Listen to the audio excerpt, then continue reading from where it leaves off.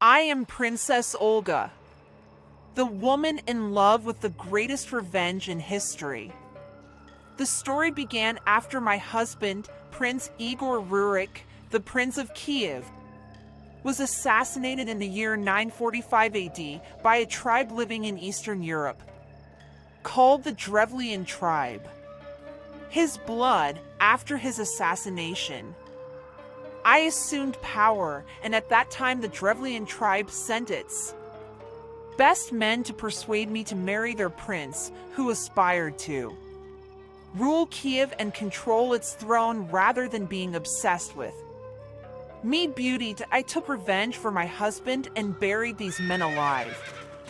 Then sent a messenger from me, then have the prince, Mal, the leader of the Drevlian tribe, to tell him that I agreed to marry him, and I claim that I have detained his best men to roam among my people in the streets in preparation for the news of my marriage to him, and I want more brave Drevlian men.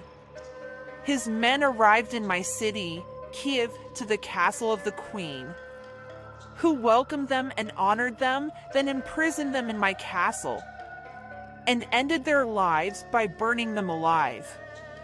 At this time, I planned a solemn funeral for my husband in which I invited many Drevlians and their soldiers. Thus, I eliminated the best men of the Drevlians and prepared with my armies to invade the Drevlians to eliminate the rest of them. So I actually besieged them, and during the siege the Drevlians begged me to leave them alive in exchange for their production of honey.